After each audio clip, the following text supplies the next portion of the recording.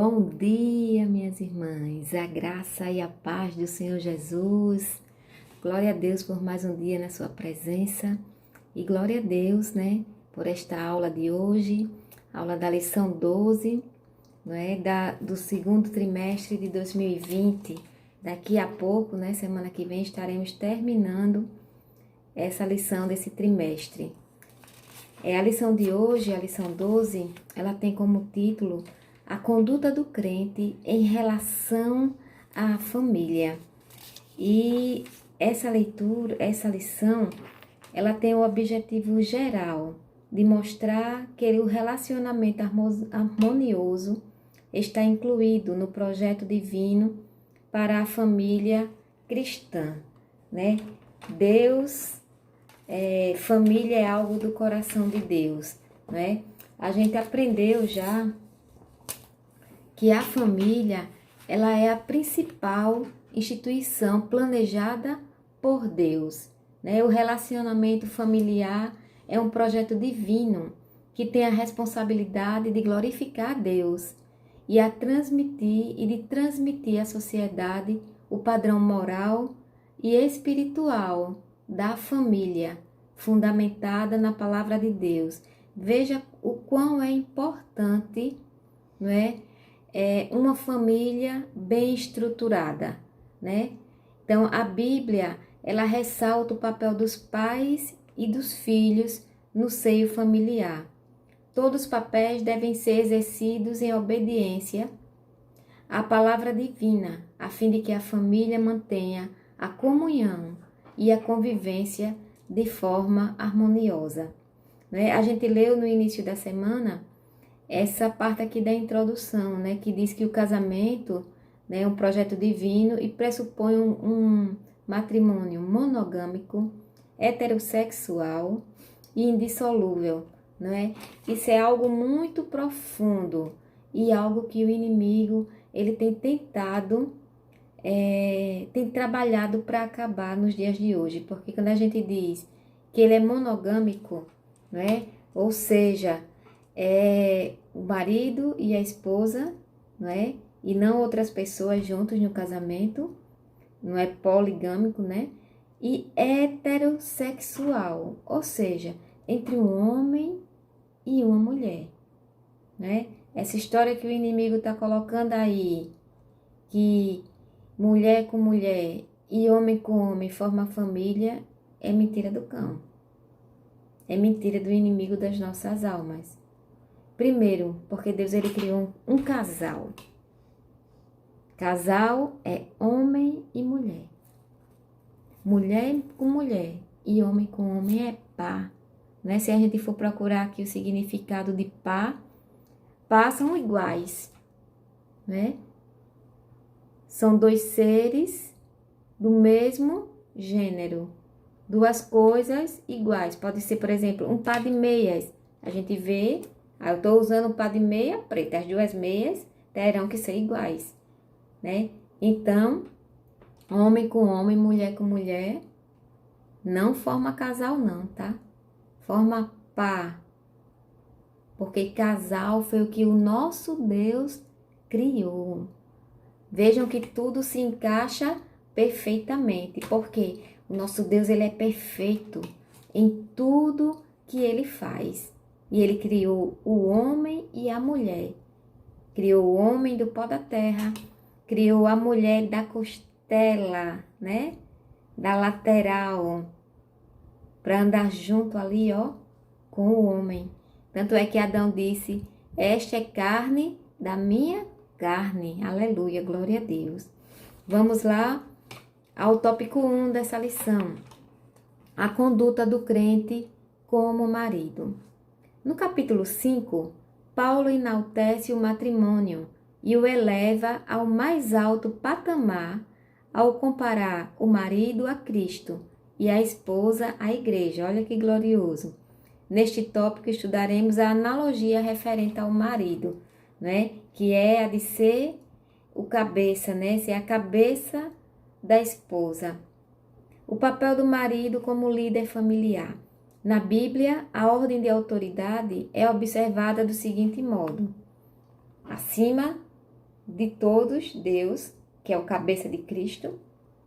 Depois vem Cristo, que é a cabeça do homem. E depois vem o homem, que é a cabeça da mulher. Se as irmãs lerem lá em 1 Coríntios 11:3, vai estar escrito isso aqui. A relação dentro do lar é explicada na frase: o marido é a cabeça da mulher, como também Cristo é a cabeça da igreja. Se a gente for aqui para a leitura bíblica em classe, o 5:23 ele diz: porque o marido é a cabeça da mulher, como também Cristo é a cabeça da igreja, sendo ele o próprio Salvador do corpo. Ela mostra o modelo de relacionamento do casamento cristão, isto é, o marido deve liderar a casa, do mesmo modo como Cristo lidera a igreja, visando o seu absoluto bem-estar, né? Como diz aqui em Efésios 5:29. Porque nunca ninguém aborreceu a sua própria carne, antes a alimenta e sustenta, como também o Senhor sustenta a igreja. Ou seja, esse papel do marido é importantíssimo. O marido, ele é o provedor da casa. É ele que lidera tudo, não é? Todas as nossas atitudes dentro do lar vai depender da atitude do nosso esposo, não é? É ele quem lidera, é ele quem sai para trabalhar, para trazer o sustento, né? Eu lembro que com a minha mãe e o meu pai, minha mãe nunca trabalhou. O meu pai saía cedinho, acordava 5 horas da manhã, meu pai era mestre de obras, e 6 horas ele já estava saindo de casa, né? Voltava, né? Todo o dinheiro dele era na mão da minha mãe. Para não dizer todo, no geral, ele tirava o dinheirinho dele passar a semana, né? Precisar para alguma coisa, e o restante ele confiava na mão dela. E a minha mãe ali, ela administrava sabiamente, porque ela sabia multiplicar aquele valor que ele colocava na mão dela, né? Como aquela parábola lá do servo fiel. Meu pai confiava a ela e ela separava tudo, pagava as contas e sempre ficava com dinheiro todo mês. Ela ensinou isso a gente. Então, assim, ao homem cabe o comando, né? A nós mulheres a administração. Vamos lá. Aqui é necessário ressaltar uma questão importante. O movimento feminista, com viés neomarxista, considera esse modelo de família como um sistema opressor do homem contra a mulher. Ao contrário desse falacioso discurso, ou seja, desse mentiroso discurso, nas Escrituras, o modelo cristão está fundado no amor e no respeito mútuo. Lá em João 13, o 34 e o 35, ele diz assim: filhinhos, ainda por um pouco estou convosco. Vós me buscareis, e como tinha dito aos judeus, para onde eu vou, não podeis vós ir. Eu vou lhe digo também agora, um novo mandamento vos dou, que vos ameis uns aos outros, como eu vos amei a vós, que também vós, uns aos outros, vos amei.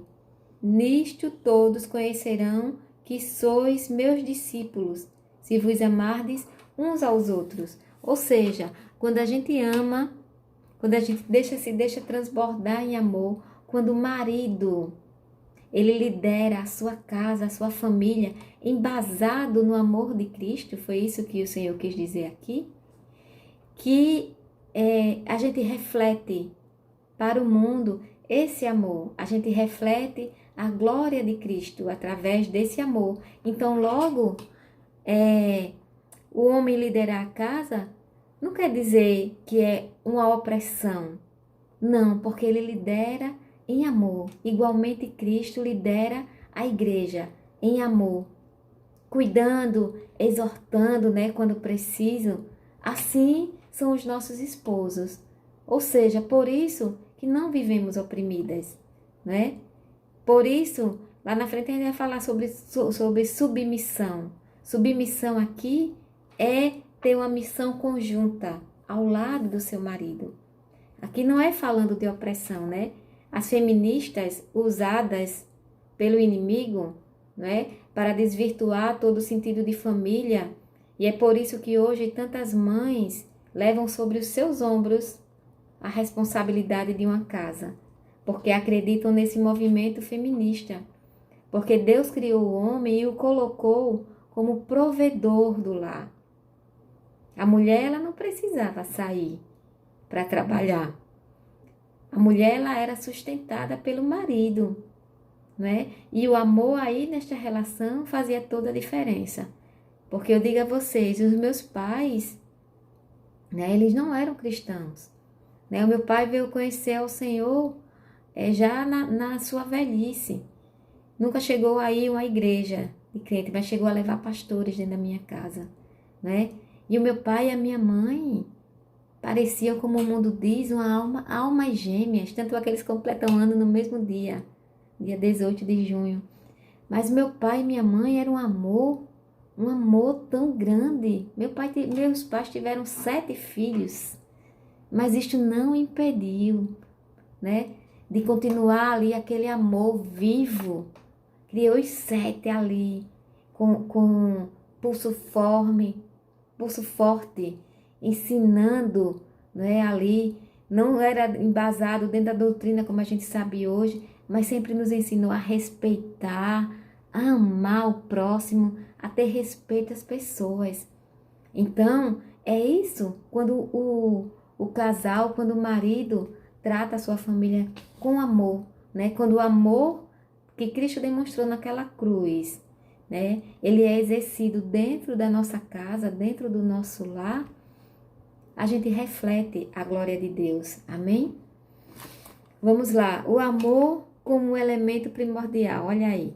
O marido, além de liderar, deve também amar a sua esposa. Assim como Cristo amou a igreja. Isso implica a prática de sacrifício, como dizem as Escrituras. Cristo amou a igreja e a si mesmo se entregou por ela.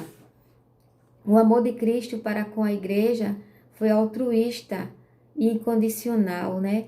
O amor altruísta é aquele que não mede esforços para ver o bem-estar do outro, né? E esse é o sacrifício que o marido faz, porque ele se doa à família, né? Ele quer o bem-estar de todos, ele quer ver a sua esposa ali feliz, os seus filhos felizes, e ele se sente honrado em propiciar tudo isso à sua família, né? A ir lá, acordar cedinho, buscar, né? A oferecer um lar melhor, oferecer um conforto melhor, a não deixar faltar o alimento.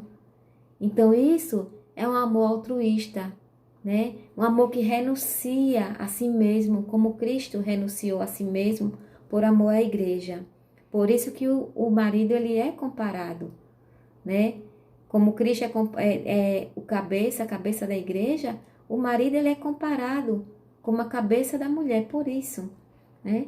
Assim a igreja foi atraída para Cristo por meio do amor e não por ameaças ou imposições autoritárias, né? Foi o amor que nos atraiu, né? Quando a gente pergunta que amor é este, graça incalculável, né? Porque é algo que não se mede, o amor de Deus por nós. E assim é o amor do marido pela esposa, glória a Deus. Vamos lá. Desse modo, os maridos devem também manter a união e a harmonia conjugal por meio do exercício do amor. O cuidado do marido à esposa. A Escritura enfatiza que a esposa é parte do marido ao declarar: quem ama a sua mulher, ama-se a si mesmo. Acrescenta ainda que toda pessoa mentalmente saudável cuida do próprio corpo. Né? Tá aqui, ó, em Efésios 5:29, como ele disse, porque nunca ninguém aborreceu a sua própria carne. Ou seja, antes ele cuida, né? A gente cuida do nosso corpo, sempre propiciando o melhor. O que significa que o marido deve dar atenção à sua esposa do mesmo modo que atenta para consigo mesmo. Isso implica proteger a esposa e prover-lhe uma vida digna. Essas ações de cuidado não se limitam apenas às provisões materiais, mas igualmente ao afeto, à consideração e à honra, dentre outras. Tal demonstração de amor deve ser sincera, tanto em público quanto em particular, de modo permanente, enquanto ambos viverem. Olha que coisa linda. Muitas vezes, né, eu já fui criticada, porque eu amo estar ao lado do meu esposo, né, onde a gente vai, a gente sempre está juntos, na igreja quando a gente senta juntos, nós estamos sempre ali unidos, de mão dadas, e muita gente critica isso, por não entender, né, uns até criticam por achar dizer, isso não se desgruda nem dentro da casa de Deus. Ei, mas o amor de Deus habita em nós, né? Nós estamos ali com todo respeito e demonstrando, porque a palavra diz que quando as pessoas veem o amor de Cristo refletido na união do casal, elas se espelham. E isso é tão bom. Eu me lembro que lá onde eu congregava, uma vez eu estava com... Nós sentamos assim, sempre pegando na mão do outro. E uma irmã tirou uma foto. E depois ela colocou no grupo. E ela disse assim, eu admiro, porque eu vejo Deus na união de vocês. Vocês estão sempre ali, de mãos dadas. E assim, uma coisa que o Senhor me ensinou, quando eu fui preparar o convite do nosso casamento, né, e todo mundo bota aquela frase famosa lá de Ruth, né? Quando ela diz assim, onde fores eu irei, tua casa é a minha casa. E o Senhor, Ele não me deixou usar esse versículo. E Ele me deu aquele versículo, que eu não lembro qual é agora o livro, que ele diz assim, que o cordão de 3 dobras não se quebra tão depressa. Ele diz até assim, que o amor, acho que é em Cantares, que ele diz assim, que o amor é forte como a morte. E que o cordão de 3 dobras, ele não se quebra tão depressa. E é nisso que eu busco alicerçar o meu casamento, nesse versículo. Porque quando estamos enraizados, quando Deus, Ele é a base do nosso relacionamento, não é? A gente consegue resistir a todas as coisas. O inimigo tenta tirar nossa paz, quebrar a união, mas o nosso casamento, ele é blindado por Deus. Então não tenha vergonha não de sentar do lado do seu marido, de estar de mão dadas com ele, porque é isso que o Senhor espera de nós. Nós não estamos fazendo nenhum ato que venha envergonhar o Senhor, não estamos nos agarrando, não. Estamos ali somente demonstrando a união entre nós. Amém? Então, fazendo o resumo desse tópico 1, ao marido, Deus delegou a liderança do lar e o dever de amar a sua esposa com verdadeiro altruísmo, não é? Se doando por ela. Amém? Vamos lá para o tópico 2. A conduta da crente como esposa.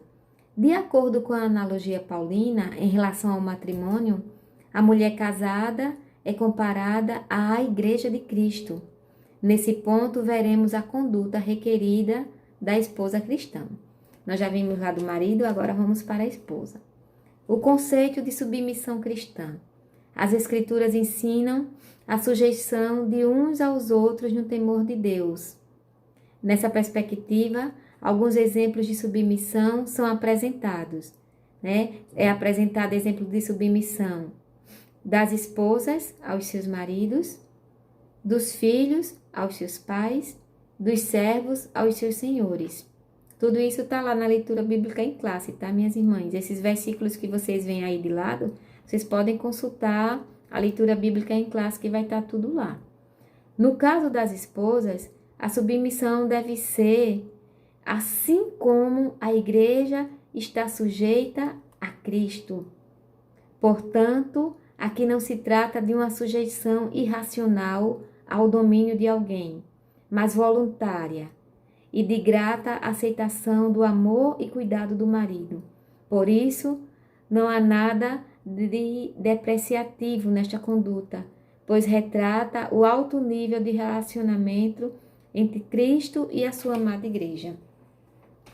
Quando nós temos esse amadurecimento, que nós entendemos o que é ser submissa. Submissa não é ser escrava, não. Não é se sujeitar a maus tratos, como muitas pessoas pensam. Ser submissa é ter a missão, juntamente com o seu esposo, em administrar a sua casa, né? É quando a gente entende, quando a gente é obediente ao Senhor, enquanto igreja, né? Como igreja que somos. Como igreja, eu entendo que o senhorio de Deus, né? Que o senhorio de Jesus é sobre a minha vida. E quando eu entendo isso, eu consigo entender o que é ser submissa ao meu esposo. Porque ele diz que eu devo ser, assim como a igreja é a Cristo. Então, eu entendo a minha missão. Se eu entendo a minha missão enquanto igreja, eu vou entender a minha missão enquanto esposa. Eu vou saber que eu devo ser obediente ao meu marido e que eu devo cooperar com ele para que tudo dentro da minha casa vá bem. Então, essa é a nossa missão, né? Nós administramos o lar, como eu citei o exemplo da minha mãe.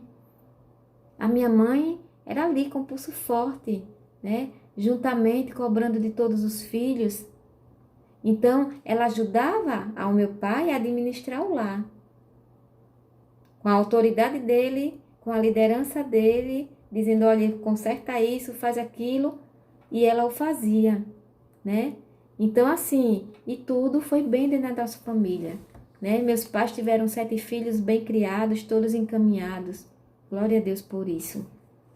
Vamos lá, a condição da mulher cristã. Na cultura judaica, a mulher ocupava posição secundária e era parte da propriedade de um homem. Já pensou? O homem, ele tomava a mulher como a sua esposa e ela era propriedade dele. Ele mandava, né? Já na grega, as mulheres eram tratadas como inferiores e as esposas eram escravizadas. Ou seja, as mulheres ali na sociedade grega, né? Elas estavam ali somente como servas, né? Para cuidar de tudo, cuidar do marido, cuidar das vontades, né? Dos desejos, suprir ele em tudo. E só isso. Mas uma coisa gloriosa aconteceu. Vamos lá. No Evangelho de Cristo, as mulheres alcançaram posição de dignidade igual aos homens. Ao conversar com a mulher samaritana, Cristo quebrou o paradigma da época e se opôs ao preconceito e à discriminação. Portanto, a mulher cristã desfruta de plena liberdade em Cristo e não está sujeita a nenhum sistema de escravidão.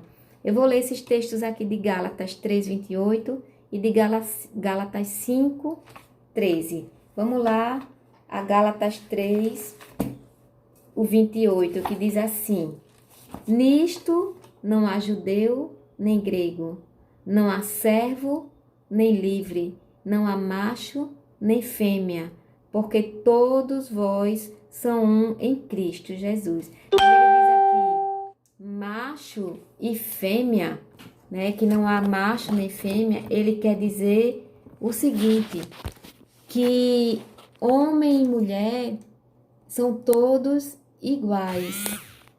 São todos iguais. Desculpe, irmãs, eu fui colocar aqui no silencioso que não estava. Então, ele quis dizer assim, que todos passaram a ser iguais. Antes que alguém tente levar esse versículo aqui para o lado do homossexualismo, né? Porque ele quis dizer aqui que Cristo, quando a gente aceitou Cristo, mediante a fé, né? Lá no Antigo Testamento, a gente vivia pela lei. Nós éramos escravos da lei, podemos dizer assim, né? Que a palavra trata como aio. O aio é aquele escravo, né? Aquele que serve. Então, nós éramos escravizados pela lei. Mas quando Cristo, que é a graça redentora, veio, ele nos tornou todos iguais. Ele quebrou esse paradigma né? Esse paradigma é algo já pré-estabelecido. Cristo quebrou com isso, acabou com isso, né? Ao conversar com a mulher samaritana, né? Porque os samaritanos, eles eram povos que foram descendentes do povo de Israel, né? Quando se misturou com outros povos. E assim, Cristo quebrou essa divisão. Então, olhe bem que Cristo ele conversou com uma mulher e não com um homem, não é? Quem foi a primeira vez que Cristo ressuscitou? Foi uma mulher. O Senhor, ele nos deu valor. As mulheres, elas foram muito ativas no ministério de Cristo. Então, com Cristo, glória a Deus, ele quebrou tudo isso, toda essa desvalorização que nós mulheres tínhamos perante a sociedade, não é? Tem igrejas aí que mulheres não se pronunciam, vão lá com o véu na cabeça para nem mostrar o seu rosto, mas Cristo já quebrou tudo isso. O Senhor, glória a Deus, ele nos deu valor, o valor que nos era devido. Jesus Cristo veio e nos deu, glória a Deus, não é? É glorioso isso. Vamos lá para o Gálatas 5,13. No 5,13 ele diz assim: porque vós, irmãos, fostes chamados à liberdade. Não useis então da liberdade para dar ocasião à carne, mas servirmos uns aos outros pelo amor. Era tão glorioso que os nossos maridos estivessem assistindo essa aula conosco, porque eles iam entender também aqueles que não entendem. O meu esposo, ele já chegou na sala de aula, né? Quando um irmão disse: ei, mas mulheres eu não admito nem no meu trabalho. Eu ser comandado por uma mulher. Ele precisa ler o Novo Testamento e entender que Cristo nos deu valor. Cristo nos fez iguais. Não é igual a mulher querer tirar a autoridade do marido, não, viu, minhas irmãs? Não é isso que eu estou dizendo, não, aqui. Eu estou dizendo que o Senhor nos deu a igualdade e quebrou o jugo da escravidão. Nós estamos para viver lado a lado, uns aos outros. E o homem que tenta, né, oprimir a sua esposa, ele está fazendo pela carne. Ele está fora. O Espírito de Deus não está com ele. Quando ele faz isso, né, o Espírito de Deus ali, ele se retirou. E ele está fazendo isso pelas obras da carne e não pelas obras do Espírito. Porque quando a gente está pela obra do Espírito, ele entende que o amor de Cristo quebrou todo o jugo. Amém? Vamos lá dar continuidade. A reverência devida ao marido. O amor do marido para com a esposa deve ser altruísta, como nós já dissemos. Esse amor serve ao propósito divino de capacitar a esposa a ser recíproca ao marido. O homem que assim se porta, coopera para que a esposa o reverencie. Essa reverência consiste em estima e respeito para com o marido. Denota o sentimento que conduz a esposa a agir de modo a agradar seu marido. Essa postura é demonstrada quando ela o apoia e o ajuda em sua tarefa de liderar. Significa que a esposa participa das decisões em família. Porém, não procede como opositora, nem desautoriza a autoridade do marido. Ou seja, quando a gente é tratado bem, né? Quando o nosso marido, ele supre todas as coisas, quando ele é um bom esposo, né? Porque a palavra marido quer dizer aquele que cuida, não é? Então, todo esse cuidado, a gente também faz, né? A gente é recíproco, não é? Tudo que a gente recebe, a gente também dá, né? A gente procura ser aquela esposa zelosa, aquela esposa de quando o marido chega, nossa casinha tá toda arrumada. Eu amo uma casa bem arrumada, uma casa bem aconchegante. Ele sente, né? Aquele ali é o nosso amor em preparar cada coisa. Não tem comida que saia ruim quando a gente faz com amor, não é? Não tem tarefa que se torne fardo, porque a gente sente prazer em preparar tudo para o nosso esposo. E a gente passa a honrá-lo. É tão bom, né? Às vezes a gente pensa que é honrada pelo esposo, porque ele chega com um buquê de flores, que muitas vezes não é dado com amor, né? Mas é nas atitudes do dia a dia que a gente sente esse amor e que a gente retribui. Então, resumindo esse tópico 2, a esposa, Deus delegou a tarefa de respeitar a autoridade do lar conferida ao seu marido. Esse é o nosso papel, né? Respeitar a autoridade do nosso marido e ajudá-lo nas tarefas, né? A administrar o lar. Vamos lá ao tópico 3, a conduta do crente como filho. A responsabilidade dos pais. Os pais devem criar seus filhos na doutrina e a demonstração do Senhor. A palavra doutrina ou disciplina do grego paideia significa orientação ou treinamento para o desenvolvimento do caráter e pronta obediência das normas, ou seja, os pais eles vão doutrinar os filhos, eles vão ensinar, né, o que é certo, o que é errado. Já a palavra admoestação do grego noutésia quer dizer instrução ou advertência, que faculta a distinção entre o mal e o bem. Além dessas exortações, cabe aos pais estabelecer os parâmetros de conduta e reagir contra a desobediência dos seus filhos. Então, os pais, cabe a ele educar, né? Doutrinar, disciplinar o filho, né? Dizendo a ele, olha meu filho, isso aqui não é certo. Você deve agir assim, assim, assim, assim. Por quê? Exemplificar. Para que o filho veja naquele exemplo que ele não pode fazer aquilo ali. E ele, vendo no exemplo que o pai vai dar, ele vai entender o porquê que ele não deve fazer. Vou dar um exemplo bem simples. A criança, quando ela começa a falar as primeiras palavras, ela fala errado. Cabe à mãe, né, que está ali com a criança o tempo todo, dizer, não, meu filho, a palavra não é essa. Por exemplo, tem criança que chama televisão, ela chama telezão. Telezão. Aí a gente vai lá e explica. Telezão não, é televisão, meu filho. Mas mãe, o que é que tem, né? Que tem um demônio aí do tem nada não, que até as crianças aprenderam isso. Aí a mãe disse, olha, porque se você chamar telezão, os seus amiguinhos vão rir de você, porque vão dizer que você não sabe chamar a palavra. Então, meu filho, a palavra é televisão.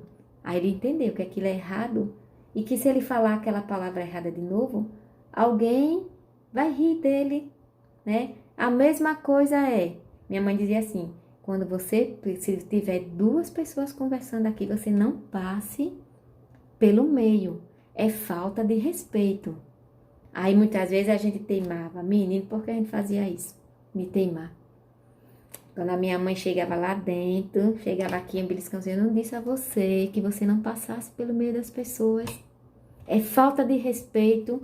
Se você fizer isso de novo, você vai levar uma pisa, né? Antigamente era assim. Então, assim, explicava o porquê. E é assim que os filhos devem ser criados. A gente explicando o porquê que está errado, não é? Então, na obediência, e eles vão saber, quando a gente diz assim, ó, isso aqui não é certo. Isso aqui, se você fizer, o caminho é esse. Eles vão começar a exercer a capacidade do livre-arbítrio, né? Que é a gente saber o que é certo e o que é errado. E saber que se a gente fizer o certo ou o errado, vai ter consequências. Então, é isso que os pais devem mostrar aos filhos, né? Os critérios dessa educação estão na palavra de Deus, em Provérbios 22:6, né? Que é aquele tão conhecido que diz, instrui o menino no caminho em que se deve andar, e até quando envelhecer, não se desviará dele. porque vai estar alicerçado, né, dentro da palavra. Por outro lado, os pais não devem buscar abusar da autoridade recebida, pois eles devem educar com brandura e amor, sem rigor excessivo ou imposições injustas, a fim de não incitar a ira de seus filhos. Porque tem pais que, ao invés de educar, como diz aqui, com brandura, com amor, simplesmente ele diz: está errado. Você é meu filho, você tem que me obedecer, mas não diz o porquê. E ali crescem filhos revoltados, porque eles não entendem. Eles só sentem, só recebem aquela autoridade, mas eles não entendem o porquê. Então você tem que olhar, olho no olho do seu filho: olha, meu filho, você precisa ser mais rígido? Seja, mas explique. Eduque fundamentado no amor. Vamos lá. A conduta requerida dos filhos. O dever dos filhos é apresentado de forma objetiva pelo apóstolo.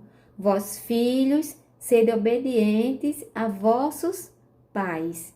A explicação para essa postura é categórica, porque isto é justo, é o certo, é o correto, não é?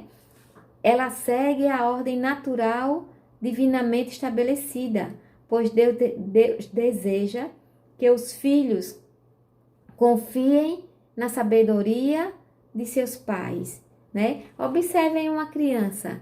Já viram aquela brincadeira que o pai faz de jogar a criança lá para o alto? Ali ela tem a plena confiança que o seu pai vai ali e vai pegá-la. A mesma coisa a gente deve utilizar esse princípio quando estiver ensinando aos filhos, para que eles confiem na sua palavra, no que você está dizendo, né? Seja íntegro, seja reto perante os seus filhos, né? Mostre a sua honestidade, né? A sua integridade, para que eles se sustentem nesses pilares, para que eles confiem que tudo aquilo que você pai, que você mãe está falando é verdade, que é bom para ele, né? Para ratificar, ou seja, para confirmar esse ensino, o apóstolo cita o 5º mandamento: honra a teu pai e a tua mãe. Assim, os filhos devem obedecer e honrar seus pais. Logo, obedecer significa cumprir o que é ordenado, e honrar envolve amor, respeito e até mesmo o sustento em caso de necessidade. Portanto, a obediência é devida enquanto os filhos viverem sob a tutela dos pais, e a honra é um dever para a vida toda.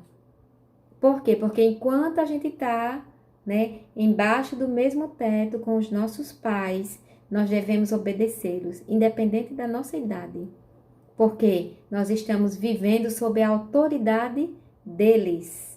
A partir do momento que o homem deixa pai e mãe, se une a uma mulher e vai viver no seu lar, aí essa fase da obediência não é mais devida, mas aí entra a honra, entra a gratidão, né?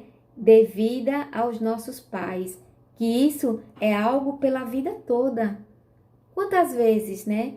Nossos pais não passam por dificuldade e nós vamos lá, né?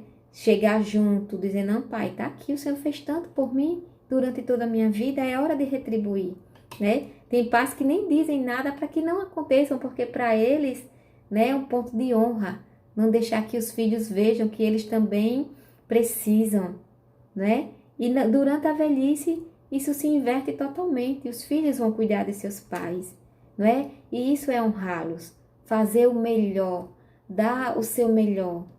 Ah, como eu cuidava do meu paizinho, né? Eu que ia com ele, agora me veio uma lembrança assim, saudosa. Meu pai não está mais conosco, mas até os últimos momentos eu estive ali do lado dele. Eu não era cristã ainda, mas eu disse no meu íntimo, eu disse: Deus, não deixe o meu pai partir sem que eu esteja lá, junto dele. Meu pai confiava tanto em mim. Meu pai, ele tinha um orgulho tão grande da minha letra, ele achava lindo. E quando eu ia fazer, ele ia fazer os orçamentos dele, que eu fazia, né? Que os doutores lá onde ele ia, dizia, seu José, que letra tão linda. Ele dizia, é da minha filha. Foi a minha filha que fez, ele se orgulhava disso. E outro dia eu encontrei um casal, né? Mas vamos lá, depois eu conto essa história, senão vai passar aqui o tamanho do vídeo. Então, assim, um mandamento com promessa. Aos filhos que obedecem e honram seus pais, uma promessa dupla lhes é assegurada, para que te vá bem e vivas muito tempo sobre a terra. Essas bênçãos incluem prosperidade exterior e vida longa.